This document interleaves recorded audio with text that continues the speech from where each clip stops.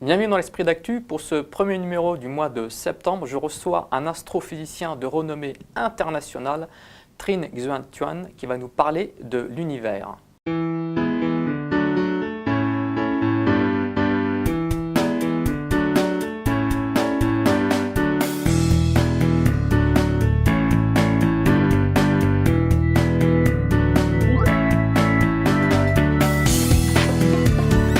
Bienvenue à l'Esprit d'Actu, Trinh Xuan Tuan. Bonjour. Alors vous êtes professeur à l'Université de Virginie, professeur d'astronomie. Vous êtes l'auteur de plusieurs ouvrages, dont certains sont des best-sellers, et vous venez de publier Désir d'infini aux éditions Fayard. Vous avez également découvert en 2004, avec l'aide du télescope Hubble, une des plus jeunes galaxies connues à ce jour. Alors je le disais dans l'introduction, vous êtes un astrophysicien de notoriété internationale, mais vous avez toujours eu ce souci de rendre la science accessible au grand public. Oui, parce que je pense que la science change notre vision du monde et a des implications philosophiques et métaphysiques qui intéressent le grand public. Et donc, pour moi, c'est un grand souci justement d'abord de vulgariser cette science, de parler de façon rigoureuse, mais sans équation, sans difficulté, des découvertes des scientifiques, et qui mieux qu'un scientifique qui pratique la science peut le faire. Et puis, bon, aussi aborder les questions métaphysiques et philosophiques qui en découlent. Vous donnez même un cours destiné aux littéraires intitulé « L'astronomie pour les poètes ». C'est ça, c'est ça. Et en fait, bon, ce ne sont pas exactement des poètes, mais ce sont des gens qui sont littéraires, donc qui ne sont pas acquis à la cause de la science d'abord, parce qu'ils ne vont pas devenir des scientifiques, ils vont devenir des docteurs, des pharmaciens, des professeurs d'économie, des commerçants, etc. Et pour moi, c'est très important justement d'éveiller donc la conscience de ces futurs décideurs, de ces futurs leaders de la société à la science, parce que premièrement aussi pour un but un peu égoïste, parce que bon, c'est l'argent des contribuables qui finance la science. Donc, si le public a une appréciation de la science, elle aura beaucoup plus de bonne volonté pour la financer plus tard. Mais aussi parce que je pense que la science, comme je l'ai dit tout à l'heure, peut changer la vision du monde et transformer donc la vie de chaque individu. Et aussi parce que, vous savez, la science et la technologie vraiment dominent notre société actuelle maintenant, notre vie contemporaine.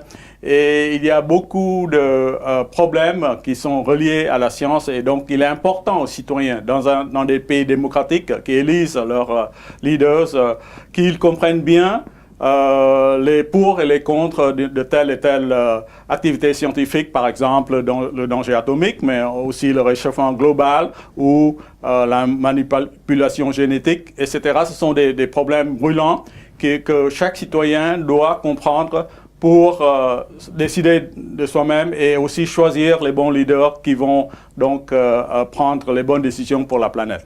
Alors, vous rappelez que la cosmologie moderne a redécouvert l'alliance cosmique entre l'homme et le cosmos. Oui, ça c'est une découverte finalement assez récente, seulement dans les années 57, donc à la fin des années 60, parce qu'on a découvert à ce moment-là que tous les éléments dans la table périodique des éléments chimiques que nous apprenons à l'école, la table de Mendeleïev, donc, sauf donc l'hydrogène et l'hélium, et le deutérium, ce sont et un peu de deutérium, tous les autres éléments sont faits par les étoiles, parce que nous sommes tous faits de poussière d'étoiles. Les étoiles sont nos ancêtres et nous partageons tous la même généalogie cosmique. Nous sommes les frères des bêtes sauvages et les cousins des cocoricots des champs. Donc, la cosmologie moderne a vraiment redécouvert donc, cette ancienne alliance entre l'homme et le cosmos. Mais encore plus, la cosmologie moderne aussi a découvert que l'univers a été fait de façon telle que justement que pour l'émergence d'une vie et d'une conscience. Le principe anthropique, le fait que l'univers est réglé de façon extrêmement précise qui permet donc l'émergence de la conscience notamment, et que vous comparez cette précision à celle d'un archer. Oui, tout à fait. Il faut bien savoir que tout l'univers, toutes les propriétés, tout son contenu et nous-mêmes, notre existence, dépendent d'une quinzaine de nombres qu'on appelle des constantes physiques. Hein. Ces nombres sont, par exemple, la vitesse de la lumière, elle se déplace à 300 000 km par seconde, c'est la vitesse la plus rapide dans l'univers. Vous voyez, tic, et puis elle a déjà fait 7 fois le tour de la Terre. Ou la masse, l'électron, la charge, l'électron, la force, la gravité, etc. Donc, ce sont cette quinzaine de constantes physiques qui déterminent toutes les propriétés du monde. Et on les mesure très précisément dans le laboratoire, mais on n'a aucune théorie pour expliquer pourquoi elles ont la valeur qu'elles ont plutôt qu'une autre. Par exemple, on ne sait pas pourquoi la lumière ne voyage pas à 3 mètres par seconde plutôt que 300 000 km par seconde. Et puis, il y a aussi les conditions initiales, c'est-à-dire la quantité, les propriétés dont les faits ont doté l'univers à sa naissance, en quelque sorte. Vous voyez, par exemple, le taux d'expansion initial, la quantité de matière lumineuse, la quantité de matière noire, etc. Alors, on s'est aperçu que si on variait un tant soit peu ces constantes physiques ou ces conditions initiales, les étoiles ne se forment pas. Et si les étoiles ne se forment pas, il n'y aura pas d'éléments lourds, pas d'éléments complexes pour générer la vie et la conscience. Parce que bien sûr, nos chaînes d'ADN et puis nos neurones ont besoin d'éléments complexes pour se former. Donc, s'il n'y a pas d'éléments lourds, la vie et la conscience n'apparaissent pas et l'univers est vide et stérile. Est-ce que vous pensez justement que ces découvertes scientifiques ont des implications philosophiques et métaphysiques? Oui, donc que penser de ce réglage extrêmement fin, justement? Donc, vous avez dit tout à l'heure que je compare souvent ce réglage à la précision de ce réglage à celle que doit exercer un archer si vous plantez une flèche dans une cible d'1 cm², mais qui serait placée aux confins de l'univers à 14 milliards d'années-lumière. Vous voyez, vraiment une précision extraordinaire. Voilà. Alors, que penser de ce réglage pour l'apparition de la vie et la conscience? Alors, selon moi, il y a un choix métaphysique ici. On peut choisir soit le hasard, soit la nécessité, pour reprendre les termes, les deux mots que Jacques Monod a utilisés dans son ouvrage en 1971. Alors, le hasard, oui, en fait, la science ne peut pas distinguer entre le hasard et la nécessité. Il faut prendre un pari à la Pascal, en fait. Parce que le hasard, la science le permet aussi. Il suffit donc d'avoir une infinité d'univers parallèles, ce qu'on appelle un multivers. Parallèle au nôtre. Donc, en plus de notre univers, il y aura une infinité d'autres univers. Tous ces univers parallèles auront des combinaisons différentes de constantes physiques et de conditions initiales. Et tous, ils auront une combinaison perdante. Et donc, les étoiles ne se formeront pas. Et donc, pas des éléments lourds, donc pas de vie et de conscience. Ces univers seront vides et stériles, sauf le nôtre, où, par hasard, la combinaison gagnante est sortie et nous sommes le gros lot en quelque sorte. Donc le hasard est possible si vous postulez donc un multivers. Mais si vous pensez qu'il y a un seul univers, il faut expliquer ce réglage. Alors, il faut que je dise que je suis bouddhiste, donc en fait... vous croyez en principe créateur? Oui, voilà. Donc je pense que ce réglage est dû à un principe créateur, mais il faut que je précise que ce principe créateur pour moi, c'est pas un Dieu personnifié avec une barbe, etc. Mais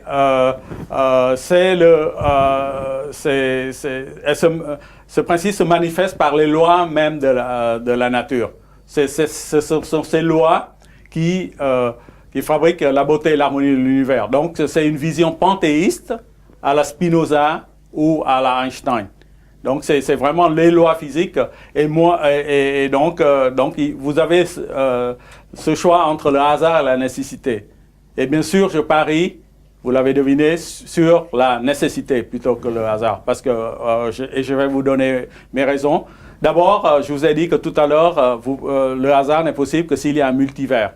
Mais ce multivers, pour l'instant, est complètement inobservable. Parce qu'avec nos télescopes, nous pouvons observer seulement notre univers, mais pas d'autres univers parallèles. Or, pour moi, la science doit reposer sur des faits observables.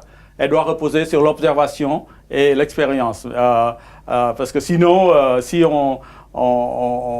elle est basée seulement sur des théories, elle dérive vers la métaphysique et ce n'est plus la physique. Et puis bon, je souscris aussi au hasard d'Occam. D'Occam est un philosophe du XIIIe siècle qui dit que, en simplifié, pourquoi faire compliqué si on peut faire simple? Pourquoi créer une infinité d'univers parallèles, sauf pour avoir un tous vide et stérile, sauf pour avoir un qui soit pourvu de vie et de conscience? Et puis bon, il y a la beauté, l'harmonie, l'unité de l'univers. Et tout cela, pour moi, c'est difficile de croire que tout est le résultat du hasard. Donc, c'est pourquoi je parie sur la nécessité. Vous rappelez justement qu'il existe une réalité au-delà des réalités que l'on peut observer avec les instruments. Et vous rappelez un certain nombre de concepts, notamment celui du principe de non-localité. Oui. Dans le bouddhisme, on dit toujours qu'il y a une vérité apparente et une vérité ultime. Donc quelque chose qui est beaucoup plus profonde que la vérité, que nos sens perçoivent. Et donc vous voulez venir de parler donc d'une réalité non locale. Et donc ça a à faire avec des particules subatomiques, justement. Et on s'est aperçu que si vous avez, par exemple, deux particules de photons qui ont interagissent, le terme technique, c'est ce qui sont intriqués, c'est ce qu'on appelle l'intrication quantique, quantique voulant dire l'infiniment petit. Vous pouvez les séparer aussi loin que possible, même jusqu'à la prochaine galaxie, jusqu'à dans Andromède, qui a 2 millions d'années-lumière. Vous faites quelque chose à l'une particule, l'autre le sait instantanément, sans aucune communication d'information, parce qu'elles sont trop loin pour que la lumière ait le temps justement d'aller de l'une à l'autre. Et donc, avec cette expérience, et on l'a démontré, peut-être pas jusqu'à Andromède, mais on a fait des expériences sur des distances de 20 à 30 km par exemple, et on voit ça. On fait quelque chose, une particule, l'autre le sait instantanément. Et donc, on dit que les physiciens disent que la réalité, l'espace est non séparable, elle est non locale, elle est globale. Et donc, il y a une mystérieuse influence qui affecte tout l'espace. Donc, quelque chose qui est ici influe sur quelque chose d'autre sans aucune communication d'information parce que l'espace est global. Alors, vous rappelez également, vous dites, notamment par rapport à vos problèmes personnels, qu'ils ne sont rien, ces problèmes personnels, depuis que vous observez la grandeur de l'univers. Oui. Relativiser ces problèmes. Oui, c'est relativisé. C'est vrai que l'homme, la cosmologie moderne a vraiment rapetissé l'homme dans l'univers. On pensait, il y a jusqu'à la Renaissance, jusqu'à 1543, qu'on était le centre du monde et que la Terre occupait le centre du monde et que tout tournait autour de nous, inclus le Soleil, toutes les autres planètes, les étoiles, etc. Mais depuis 1543, où Copernic justement donc a délogé la Terre de sa place centrale et donc relégué la Terre au rang d'une simple planète tournant autour du Soleil. La cosmologie moderne n'a pas cessé de rapetisser la place de l'homme dans l'univers. Donc maintenant, par exemple, on sait que notre étoile, notre Soleil, n'est qu'une parmi les 100 milliards de soleils que contient la Voie lactée. Alors, à la fin du 19e siècle et au début du 20e siècle, on pensait que peut-être notre Voie lactée contenait tout l'univers. Patatras, les astronomes découvrent que notre Voie lactée n'est qu'une parmi 100 milliards de galaxies observables dans l'univers. Donc, vous voyez, il y a des centaines de milliards de galaxies, chacune contenant des centaines de milliards de soleils. Donc, vraiment, la place de l'homme s'est rapetissée extrêmement dans l'univers. Ça permet de relativiser ces problèmes personnels. Tout à fait. Donc, tout ce qui paraît, bien sûr, énorme dans cette petite terre, mais bien sûr, je comprends, bien sûr, nous avons nos vies personnelles et ça nous préoccupe. Mais quand même, il faut savoir que c'est vraiment un petit grain dans le vaste océan cosmique. Alors on va rappeler un concept qui est l'objet de votre livre, hein, ce concept d'infini. Oui. Quelle est l'approche que vous avez de ce concept, un concept pour lequel vous accordez une importance particulière? Oui, parce que, en astrophysique d'abord, les questions que je me pose constamment, est-ce que l'univers a un début? Est-ce qu'il a une fin? Est-ce qu'il est infini dans le temps passé? Il sera infini dans le temps futur? Est-ce qu'il y a une limite à l'espace de l'univers? Ou est-ce qu'il s'étend infiniment dans l'espace? Ce sont des questions que je me pose constamment, mais bien sûr, l'infini n'a pas seulement fasciné les scientifiques, mais aussi tous les autres humains, qu'ils soient philosophes, écrivains ou théologiens, par exemple, ou artistes. Par exemple, d'ailleurs, les artistes musulmans ont suggéré l'idée d'infini par ces motifs qui se répètent l'infini. Il suffit d'aller à l'Alhambra, à Grenade, pour être émerveillé par cet art islamique qui suggère l'infini par cette répétition à l'infini du même motif. Bien sûr, Jorge Luis Borges, qui est un grand écrivain argentin, bien sûr, a vraiment bien aussi écrit sur ce concept l'infini qui a fasciné l'homme. Et donc, il suffit de lire son conte fantastique, la bibliothèque de Babel, où il y a des labyrinthes qui s'enchevêtrent à l'infini, sans sortie ni entrée, etc. Où il y a des livres infinis, où on ne peut pas trouver la première page ou la dernière page. C'est extraordinaire aussi.